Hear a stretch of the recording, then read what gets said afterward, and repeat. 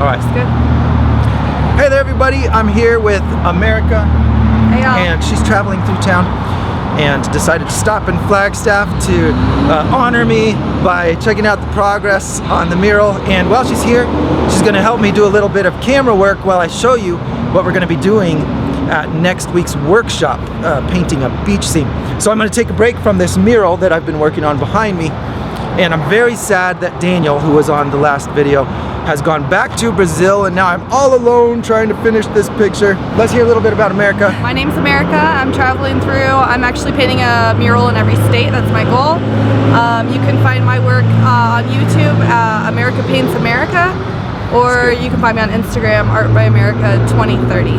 All right, cool. Here you can see I've got the leaves that I still have to paint sketched in. You know, I get asked a lot, what's my process, you know, for the planning stages of a mural. I sketch it with paint first, and then I go and fill it in. Those lines mean something to me.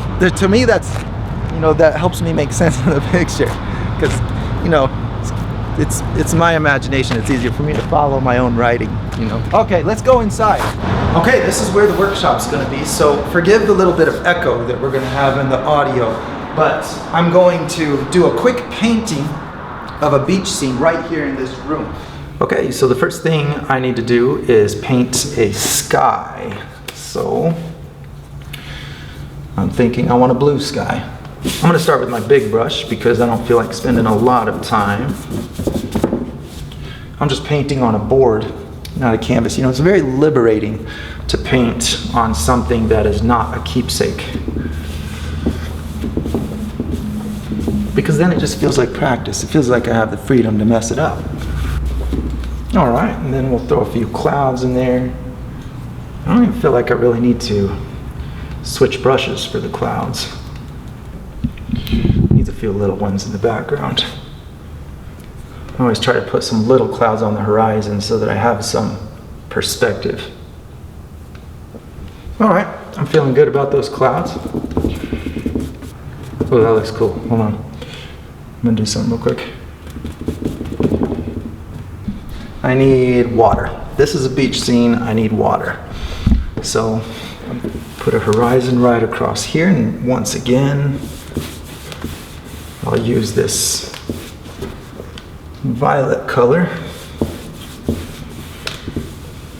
This is how you check to see if your line is straight. Look this way.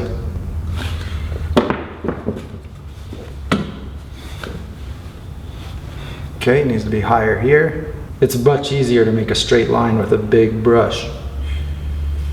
That's what they're made to do. Okay, now as the water comes closer to me, I'm gonna make it a little more of a turquoise color. I do use artist brushes once in a while, but most of the time, you know, I started as a paint contractor. It's still in my blood. Okay. Let's put a little bit of sand in this picture.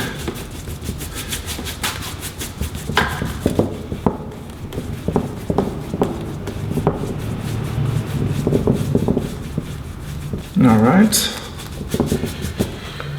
that's good. Then we'll do a little bit of reflection on the water. And magenta here, let's just use this color. This is a good color. This is what it's reflecting anyway.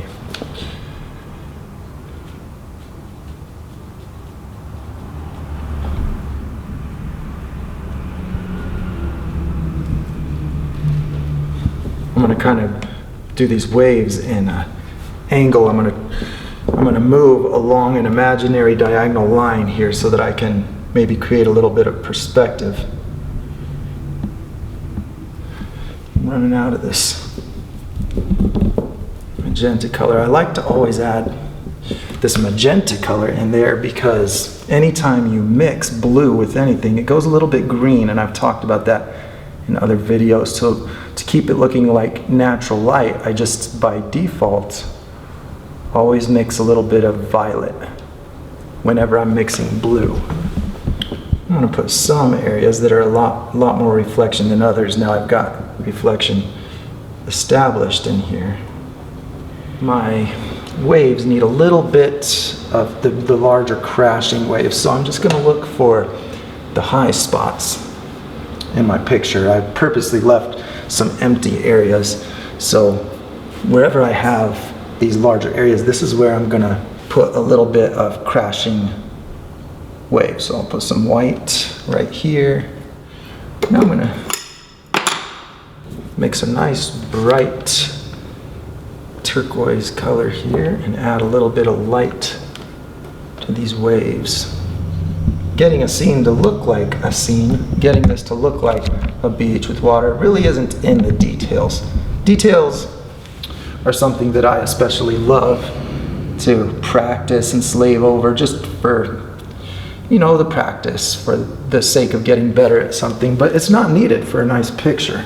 Okay, now it's time to make a beach. So I'm gonna go back to my larger brush. Gonna need to do something about that green. Just use brown for now for this sand. All right, I'll add a little bit of, let's see, we've got color of my sand plus the color of the sky makes kind of a gray violet. So that's what I'm gonna do right here. That'll be the reflection of the sky on the sand. Here I'm gonna have a darker color. All right, now I feel like my beach needs maybe a little bit of green in it. Let's do something fun. We'll do some kind of a patch of vegetation here. I can always add an opposite color when I want to make a shadow. It just doesn't make as dark of a shadow, but really, in this case, if I want a real misty feel, I don't need the black. I'm going to take white and hit just my greenest areas with it. Maybe some kind of a rock formation in there. Make it kind of coming out of the shadow. Maybe those little bits of green are fun in there. I'm going to put more of that. Now I need a very light brown color. My paint is too wet, so I just have to use a lot if I want to get a bright color. Put a little more highlight in there. This is kind of like making the water, making waves on the sand.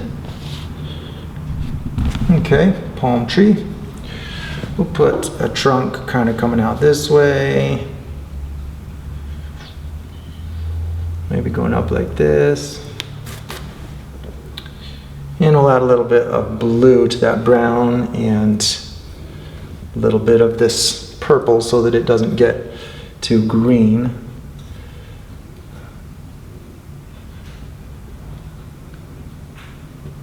This is the trunk of my rugged palm tree here.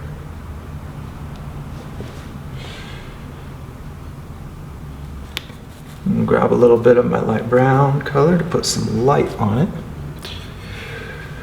You make the texture of that bark on there to make this tree look a little more three-dimensional. I have to talk slow when I'm concentrating. Let's come up here and do nice yellow green and a little bit of white, and this will be my first layer. This is where the sun is shining through. I always use yellow to make the sun shining through some material that's green. So in this case, the leaves of this palm tree. Okay, now I'll move to a darker color. My black downstairs, so I'm substituting magenta, which is the opposite color from green. All right, let's make a darker color. More of that violet, more of this blue. I'm going to put more of this dark color on the right side because I'm deciding that my light is coming from the left. I'll put a few of these. A lot of times these palm trees have a lot of dead fronds that come down like this. All right.